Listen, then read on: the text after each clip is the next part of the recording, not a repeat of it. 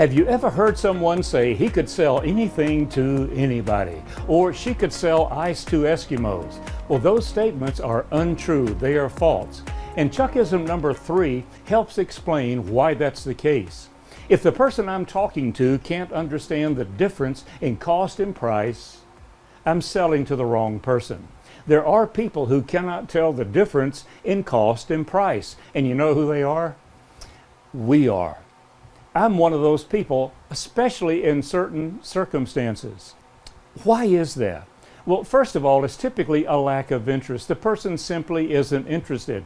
If someone tries to sell me something that I have no interest in and I have to buy it, then I'm going to buy as little as possible. Or it could be a lack of knowledge about the product or service. We know the single most important function of sales is to teach, so maybe we need to teach the customer about our product so that they will feel comfortable buying it at our price point. Or it could be they just don't understand value. It doesn't mean we have to sell to them, but we might want to think about how we can change our sales approach. The only relationship that exists between cost and price is an inverse relationship, which means the item with the lowest price tag typically costs the most. The item with the lowest price tag typically costs the most. Here's an example of why that would be true. It's the 2 shirts example. Here we have 2 shirts. One is $129 and the other shirt is $29.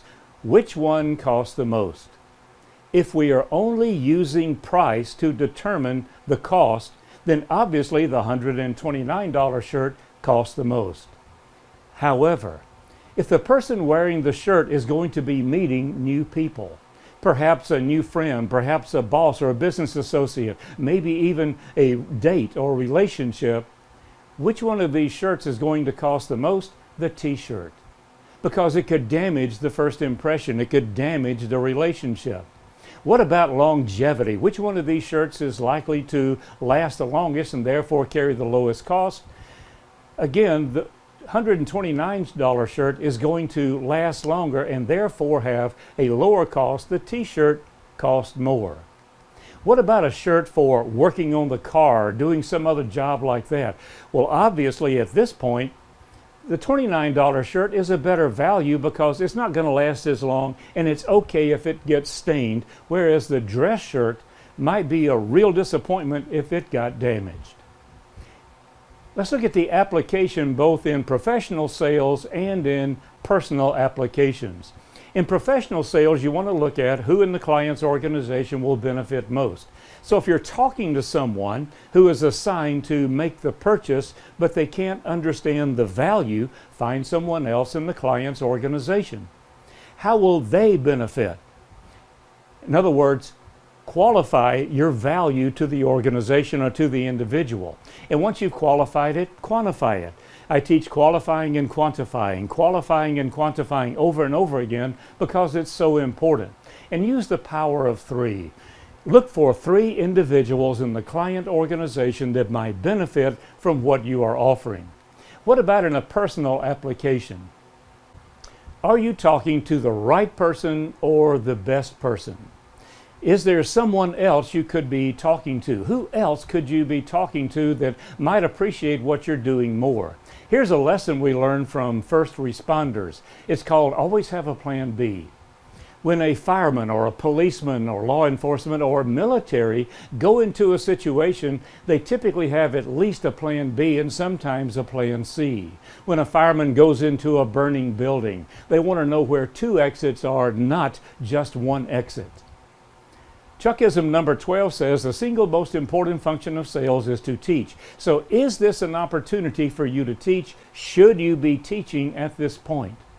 If it's going to take too long, if the person probably isn't going to buy your message anyway, then move on. Don't try to sell to that person, find someone else. Here's the solution. Here's how we put the pieces together. Is your idea right for them, or is your idea the best for them? Whoever you're talking to, is your idea right for them? And if not, well, who else in their organization or their family might benefit from this? Who else would be right? Then look at your approach. Maybe your product or service or idea is right for them, but your approach needs to be refined or changed to make it more acceptable to the individual. And always ask who else. Who else might be interested in your idea, your product, your service, whatever you are trying to accomplish, someone else out there would like to hear about it.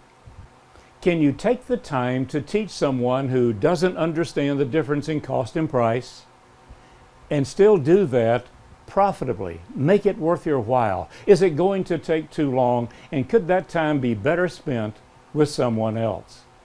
So in your in-house discussions for your in-house DIY training, here's some topics you might want to consider. Pause the video, look at any of these that you think might be right for your group, and then remember, teach others.